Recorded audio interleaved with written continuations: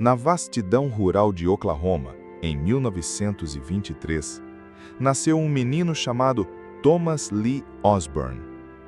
Filho de lavradores simples, sua infância foi marcada por campos, terra, trabalho duro e a fé enraizada em um lar cristão. Mas o que ninguém esperava é que aquele garoto de olhos atentos e espírito sensível se tornaria uma das maiores vozes evangelísticas do século XX. Desde muito jovem, T.L. demonstrava uma inquietação interior, uma fome por Deus que não se contentava com a teoria. Ele queria algo mais. Queria ver o Jesus da Bíblia, o Jesus que curava, libertava, andava sobre as águas. E no fundo de sua alma, orava: Senhor, se o Senhor é o mesmo hoje, por que não vemos o mesmo poder? Foi ainda na adolescência que ele ouviu pela primeira vez a voz do chamado. O som de um pregador itinerante ecoou em seu coração mais forte que qualquer outra coisa. O chamado não veio com trovões, mas com uma convicção silenciosa e ardente. Pregue o Evangelho a todas as nações. Aos 15 anos, Osborn já estava evangelizando nas redondezas, carregando sua Bíblia com a ousadia de quem conhecia pouco, mas cria muito. E logo conheceria alguém que mudaria tudo: Daisy Washburn, uma jovem cheia de vida, inteligência e paixão por Deus. Casaram-se cedo, uniram-se não apenas como marido e mulher, mas como parceiros de uma missão divina. Jovens, apaixonados por Jesus e sem nenhum apoio financeiro, partiram para a Índia como missionários. E foi lá, em terras estranhas, diante de multidões que nunca ouviram falar de Cristo, que T.L. Osborn enfrentou a realidade dura que abalou seu mundo. Ele pregava, mas nada acontecia. As palavras eram ditas, mas o povo não se convencia. Nenhum enfermo era curado, nenhum cego enxergava, nenhum demônio era expulso. Foi ali, em meio ao calor da Índia e à dor do fracasso, que a pergunta de T.L. rasgou os céus: Deus, por que os milagres da Bíblia não estão acontecendo aqui? Osborn e Daisy voltaram para os Estados Unidos quebrados. Eles haviam dado tudo, mas pareciam ter falhado. Mas Deus ainda não tinha terminado com ele. E foi no cenário improvável de uma reunião evangelística em Portland, Oregon, que a chama voltaria a arder. Naquele auditório, um homem chamado William Branham ministrava cura aos enfermos. Pessoas gritavam, cadeiras de rodas eram deixadas vazias e a presença do Espírito pairava com peso. T.L. ficou em choque. Ele viu com seus próprios olhos milagres reais, visíveis, inquestionáveis. E naquele instante, uma fé explosiva nasceu em seu peito. Se Deus pode usar esse homem, então Ele pode me usar também. T.L. voltaria para casa diferente. E o que aconteceria nos dias seguintes mudaria o rumo de sua vida e das nações. Após presenciar os milagres nas reuniões de William Branham, T.L. Osborn voltou para casa com o coração incendiado. Ele não queria copiar um homem, não queria viver à sombra de outro ministério. Ele queria o Jesus da Bíblia, aquele que andava entre os doentes, que chorava pelos perdidos, que expulsava demônios com autoridade. E no fundo de sua alma, orava: Senhor, se o Senhor é o mesmo hoje, por que não vemos o mesmo poder? Por dias, Osborn se trancou em seu quarto. Não saiu para conversar. Não ligou para ninguém. Não queria comida. Ele orava. Ele chorava. Ele clamava: Deus, se o Senhor usa homens hoje, me usa. Me mostra o teu caminho. Eu quero pregar e ver vidas mudadas. Eu quero ver o Jesus verdadeiro. E então, algo aconteceu. Naquele quarto fechado, num momento de total rendição, Jesus apareceu para T.L. Osborn. Não como uma imagem imaginária, não como uma emoção. Osborn diria depois com reverência: "Eu vi Jesus. Ele entrou no meu quarto e ele me comissionou." Naquela visão, Jesus lhe falou que ele mesmo estaria com ele, que sinais seguiriam sua pregação e que a palavra não voltaria vazia. T.L. nunca mais seria o mesmo homem. Ele não recebeu apenas um toque, ele recebeu uma convicção inabalável. Jesus vive em mim. E se ele vive, ele ainda cura, liberta, salva e fala. Daisy, sua esposa, percebeu a mudança imediatamente. Seus olhos estavam diferentes, sua voz carregava autoridade, seu andar era firme. Eles começaram a orar juntos, dia e noite. Jejuavam, declaravam a palavra, clamavam pelo poder do alto. E então, as portas começaram a se abrir. Pequenas reuniões começaram a ser marcadas, mas algo estranho acontecia. Onde quer que T.L. pregasse, milagres começavam a acontecer. Pessoas com dores crônicas eram curadas. Surdos começavam a ouvir. Demônios começavam a manifestar e fugir com um simples comando: "Em nome de Jesus Cristo, eu te ordeno, sai." Não havia gritaria, não havia espetáculo, mas havia autoridade. A autoridade de alguém que viu Jesus e nunca mais duvidou dele. E assim começava uma jornada que incendiaria nações inteiras, reuniria multidões em estádios e veria milhões de pessoas entregando suas vidas a Cristo. Tudo começou no silêncio de um quarto, com um homem simples, ajoelhado, orando: "Jesus, me mostra quem o Senhor realmente é." O que começou num quarto de oração não ficou ali. Em pouco tempo, T.L. Osborn e Daisy estavam cruzando fronteiras, atravessando oceanos, indo às nações com um propósito claro: pregar o Evangelho como Jesus pregava, com palavras e com poder. A primeira grande cruzada aconteceu nas Filipinas. Eles não tinham grandes recursos, apenas fé, um microfone e uma tenda. Mas naquela tenda, algo sobrenatural aconteceu. Na primeira noite, T.L. pregou simples: Jesus Cristo é o mesmo ontem, hoje e eternamente, e Ele está aqui para curar. Na hora da oração, ele fez algo ousado. Mandou que todos colocassem as mãos sobre si mesmos. Ele orou com autoridade: "Em nome de Jesus, sejam curados." E então, começaram os gritos. No meio da multidão, uma mulher começou a gritar e chorar: Eu vejo! Meus olhos abriram!" Ela era cega havia mais de 20 anos. Outro homem que havia sido surdo desde o nascimento começou a repetir as palavras que o tradutor dizia no microfone: Eu posso ouvir." A multidão explodiu em lágrimas e gritos. E naquele momento, milhares creram. Osborn entendeu: este é o segredo. Não é sobre mim, é sobre Jesus estar presente, curando o povo. Daquele ponto em diante, as cruzadas se tornaram encontros com o céu.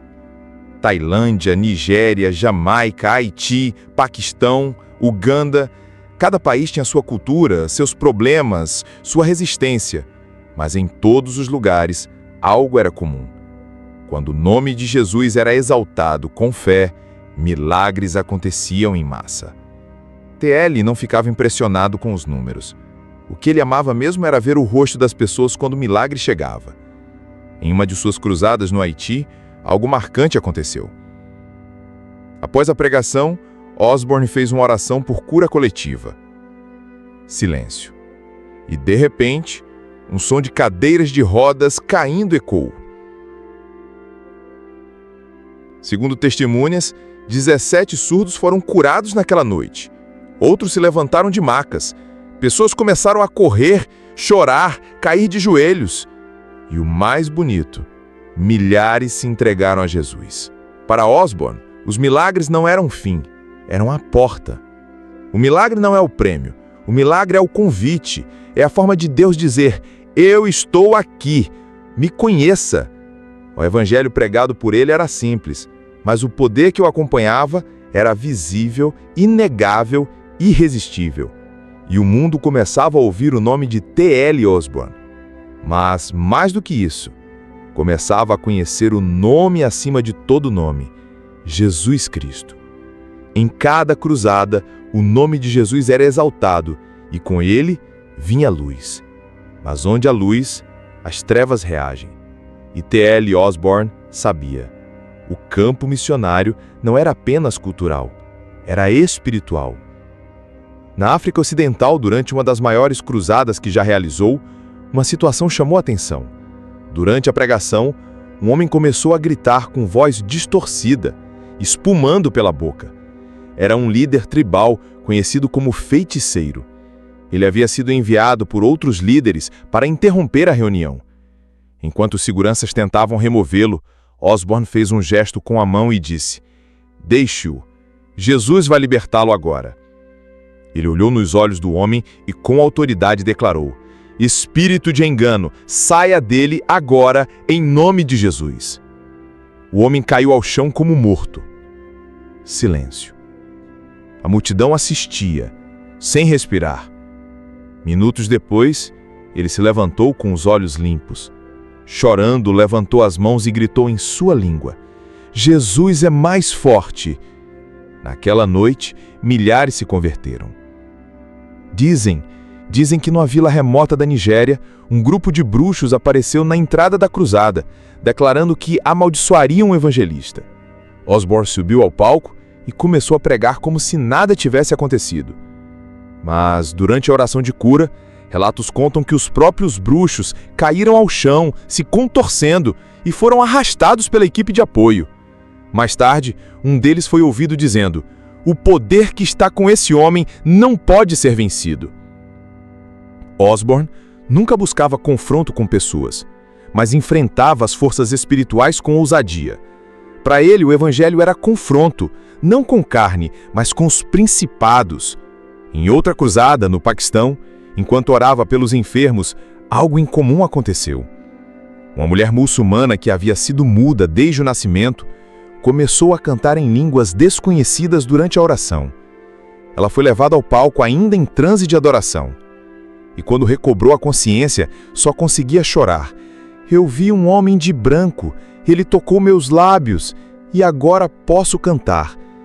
Dizem que mais de 80% da vila dela se converteu nas semanas seguintes. Osborn não se espantava. Ele dizia: "Jesus prometeu que sinais seguiriam os que creem. Se não há sinais, talvez não haja fé, mas quando o evangelho é pregado com fé, sinais sempre vêm." Ele enfrentou feitiçaria, idolatria, possessões em público e resistência religiosa. Mas nunca gritou, nunca precisou manipular. Ele simplesmente pregava Jesus e os demônios fugiam. Os testemunhos não paravam. Cegos viam, surdos ouviam, tumores desapareciam. Povos inteiros eram rendidos ao poder de Deus. E no meio de tudo isso, ele permanecia simples, sempre com a Bíblia em uma mão e o coração queimando no peito. Por trás das multidões, dos palcos e dos milagres, havia um homem secreto, um homem que vivia de joelhos. T.L. Osborn não era movido pela fama, era movido pela intimidade com Deus. Para muitos, ele era o evangelista dos milagres, mas para quem o conhecia de perto, ele era simplesmente um homem apaixonado por Jesus. Apaixonado o suficiente para jejuar por dias antes de cada cruzada. Apaixonado o suficiente para passar horas orando no Espírito, sozinho, chorando pelas almas que ainda não conheciam a salvação. Ele não fazia reuniões de intercessão públicas. Ele preferia a câmara secreta. Você nunca terá autoridade em público se não tiver intimidade no secreto, dizia ele. Osborn acreditava e ensinava sobre orar em línguas com fervor. Ele contava que muitas vezes, antes de subir ao palco, orava em línguas por horas e dizia: "Eu preciso me alinhar com o céu antes de falar com a terra." Certa vez, quando perguntaram qual era o segredo de tanto poder, ele respondeu com simplicidade: "Eu me alimento da palavra e oro até que minha alma se renda ao Espírito.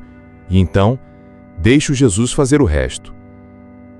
Osborn carregava uma convicção. O nome de Jesus não era apenas uma assinatura de oração. Era uma autoridade legal no mundo espiritual. Ele dizia: quando você usa o nome de Jesus com fé, é como se o próprio Cristo estivesse ali, falando, ordenando, curando. E vivia isso diariamente. Em uma cruzada, um paralítico havia sido carregado por amigos e deixado na frente do palco. Osborn não tocou nele, apenas apontou e disse: em nome de Jesus Cristo de Nazaré, levanta e anda. O homem ficou de pé na hora. A multidão explodiu em gritos. Não havia manipulação, havia autoridade. T.L. e Daisy jejuavam frequentemente. Eles sabiam que o poder visível era sustentado por renúncia invisível. E havia algo notável. Mesmo com tantos milagres e tanta fama em volta do nome Osborn, ele não se exaltava. Se alguma coisa boa acontece, é porque Jesus está aqui. Se não, é porque eu tentei fazer sozinho. Essa era a sua postura.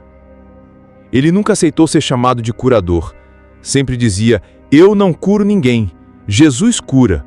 Eu só prego o Evangelho. Para ele, cura, libertação e salvação não eram eventos especiais. Eram parte da vida normal de um cristão cheio do Espírito. Ele ensinava: não é preciso ter um dom para curar. É preciso crer num Evangelho completo. O segredo de T.L. Osborn não estava no palco. Estava no lugar secreto, onde terras, lágrimas regavam o chão e a glória de Deus moldava o seu interior. Milagres? Sim, mas sustentados por uma fé gerada na presença. As cruzadas de T.L. Osborn se tornaram como rios transbordando em terras sedentas. Do México à Índia, das Filipinas à África, onde ele e Daisy iam, milagres aconteciam em massa. Não era um aqui ou ali, eram centenas, milhares. Cegos vendo, surdos ouvindo, cadeiras de rodas sendo abandonadas, famílias inteiras chorando em quebrantamento. E mesmo depois de suas campanhas encerradas, os relatos continuavam. Curas espontâneas, nos vilarejos, visões com o nome de Jesus, jovens que decidiram pregar o Evangelho ao verem a transformação em suas famílias. Era como se os céus tivessem sido abertos e os rios do Espírito jorrassem sem cessar. T.L. Osborn sabia que não era sobre ele, era sobre Cristo em ação. E por onde ele passava, as pessoas não lembravam apenas de um pregador. Lembravam do dia em que encontraram o poder do verdadeiro Evangelho. A essa altura, o nome T.L. Osborn já era conhecido por milhões, mas o seu maior objetivo não era ser lembrado, e sim ser reproduzido. Os olhos dele estavam voltados para o que ele chamava de multiplicação do Evangelho através do povo comum. A meta não era apenas realizar grandes cruzadas, mas levantar obreiros locais, homens e mulheres que pudessem continuar o trabalho muito depois que o casal partisse. Durante suas viagens, T.L. e Daisy distribuíam literaturas evangelísticas traduzidas, treinavam igrejas e levantavam equipes locais. Esses materiais continham ensinos simples sobre fé, cura, autoridade espiritual e o novo nascimento, tudo de forma acessível ao povo. Dizem que em alguns países da África, até hoje, há igrejas inteiras que foram estabelecidas a partir de um livreto deixado por Osborn. Ele acreditava que, se você ensinar o povo a crer, eles verão milagres tão grandes quanto os que eu vejo. A parceria entre T.L. e Daisy era algo visível. Ela não era a esposa do pregador, ela era uma leoa ao lado do leão. Daisy pregava, orava, ensinava, traduzia e organizava estruturas com precisão. Muitos dizem que, sem ela, o ministério jamais teria alcançado tamanha escala. Havia momentos em que Daisy pregava sozinha para multidões de mulheres em países onde os homens não podiam entrar. E os mesmos sinais aconteciam: cura, libertação e salvação. Um pregador africano certa vez disse: ver Daisy Osborn era como ver uma mãe do avivamento. Ela carregava fogo nos olhos e amor nas palavras. T.L. Osborn começou a investir pesado na formação de evangelistas. Ele escreveu livros como Curai enfermos e expulsai demônios, Cristo, o curador, e O Evangelho para o mundo inteiro. Essas obras influenciaram evangelistas como Reinhard Bonnke, Benny Hinn e até mesmo muitos líderes no Brasil. Dizem que um pastor brasileiro em Belém do Pará começou um avivamento local após ler um livro de Osborn traduzido em mimeógrafo, com páginas borradas de tanto uso. Osborn tinha convicção de que a unção podia ser multiplicada. Ele não orava apenas para curar, orava para ativar dons nas pessoas. Muitos jovens que participaram de suas campanhas sentiram um chamado ao ministério ali mesmo, em meio à multidão. E ele os encorajava com uma frase que se tornou quase um lema: "Você pode fazer o que eu faço, se crer no mesmo Jesus." Esse foi o segredo: multiplicar não seguidores, mas pregadores. Formar não plateias, mas colunas do Evangelho. Com o passar dos anos, T.L. Osborn não diminuiu o ritmo, apenas mudou o foco. Ele passou a investir ainda mais em literatura, treinamento e cobertura espiritual de evangelistas ao redor do mundo. Não buscava aplausos, buscava frutos. Em 1995, sua amada companheira Daisy partiu para a eternidade. Foi um golpe duro, mas Osborn não parou. Ele continuou escrevendo, viajando e discipulando até 2013, quando finalmente foi promovido à glória. Partiu aos 89 anos, deixando não apenas uma biografia, mas uma herança. Osborn nunca complicou a fé. Para ele, o evangelho era simples, direto e sempre demonstrado com poder. Ele dizia: "A razão pela qual pregamos com milagres é porque Jesus ainda é o mesmo e ele quer se mostrar ao mundo." Em suas cruzadas, era comum ver cegos enxergando, surdos ouvindo, cadeiras de rodas sendo abandonadas, famílias inteiras chorando em quebrantamento. E mesmo depois de sua morte, esses testemunhos continuam nas igrejas plantadas, nas escolas treinadas e nos livros que ainda circulam por nações onde ele jamais pisou fisicamente. Dizem que em uma de suas últimas ministrações, um jovem se aproximou dele e perguntou: "Irmão Osborn, qual foi o maior milagre que o senhor já viu?" E ele respondeu com um sorriso: "O maior milagre é ver Jesus morando em alguém, e esse alguém se tornar Jesus para os outros." T.L. Osborn foi mais do que um evangelista. Ele foi um avivador, um pai espiritual, um homem que não quis guardar para si aquilo que podia ser espalhado como fogo.